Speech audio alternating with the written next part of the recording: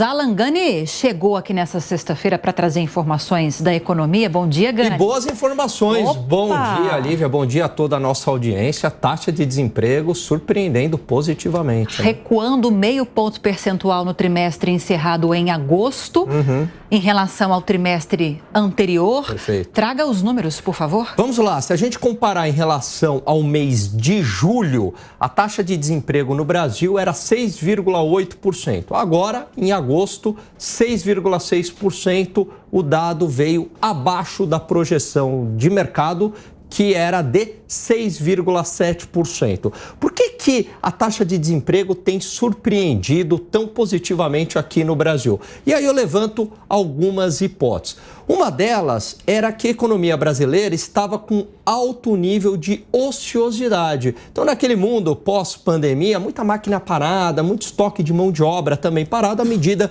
que há uma recuperação econômica, principalmente a partir de 2022, você começa a utilizar toda aquela ociosidade, máquinas, mão de obra. Então, esse é um primeiro ponto. Tem um segundo ponto bastante interessante, aliás, vou dar o crédito aqui ao meu colega Cláudio Adilson Gonçalves, o economista também, e num artigo que ele escreveu ao Estado de São Paulo, ele chama atenção para as obras realizadas aí por prefeitos, em várias capitais do Brasil. A gente está falando mais de 5 mil municípios.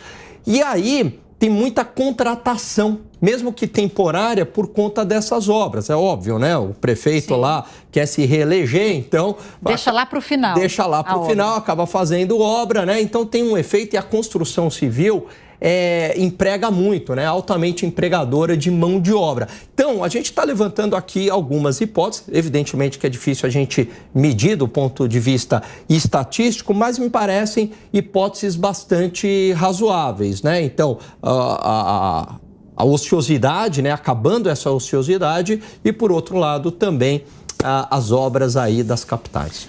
Capitais não, Brasil inteiro. Brasil inteiro, mais de 5 mil municípios, A gente deveria, Gani, só comemorar uma taxa como essa, de redução do desemprego aqui no Brasil.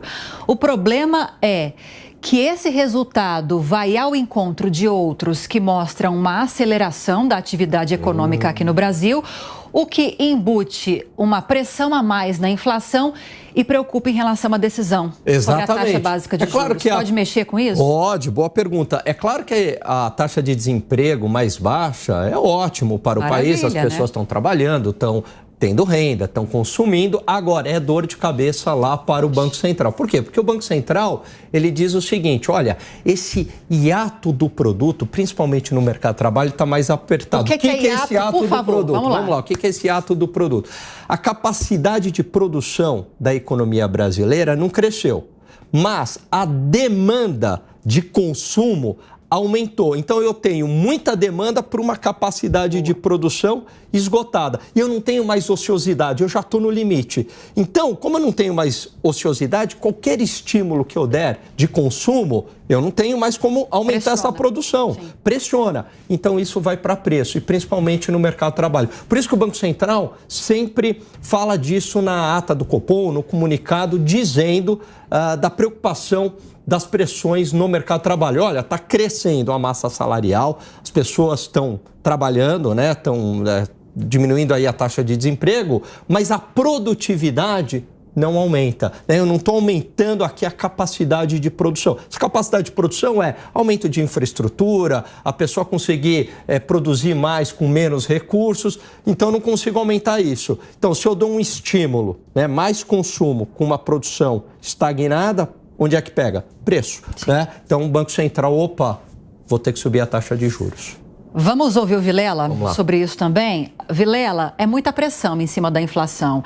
Tem esse resultado de hoje, da taxa de desemprego diminuir, Banco Central elevando a previsão para o PIB brasileiro para 3,2%. 3,2%, Aliás, acima até da previsão do próprio mercado, do próprio governo. Que está em 2,9%? 2,9%. É muita coisa boa acontecendo na economia brasileira, mas não dá para deixar de nos preocuparmos com a questão da pressão da inflação, que desemboca num aumento de juros. Pois é, Lívia. Quando a gente vê boas notícias como essa, a gente fica com dó, com a pena de que o Brasil está perdendo uma oportunidade histórica de realmente fazer a lição de casa. É cortar custos desnecessários, dar uma enxugada na sua estrutura, racionalizar a sua estrutura, para que o país possa deixar de ter essa estrutura tão inchada, paquidérmica que tem e que acaba impedindo a capacidade de investimento no Brasil. Na linha da explicação do que o Alan Gani colocou há pouco, que seria a grande importância, o grande elemento para você realmente virar a chave e promover crescimento econômico. Mas, infelizmente, mesmo diante desses bons números, bons resultados, têm que ser comemorados, mas nós temos uma situação onde você tem um inchaço cada vez maior da máquina, uma incapacidade do poder público em promover novos investimentos estruturais, e o fato é que o país, mais uma vez, perde o bonde da história, deixando de aproveitar um contexto, uma maré positiva, um contexto positivo, para, de alguma forma, promover uma maior distribuição de renda e um crescimento efetivo da sua economia.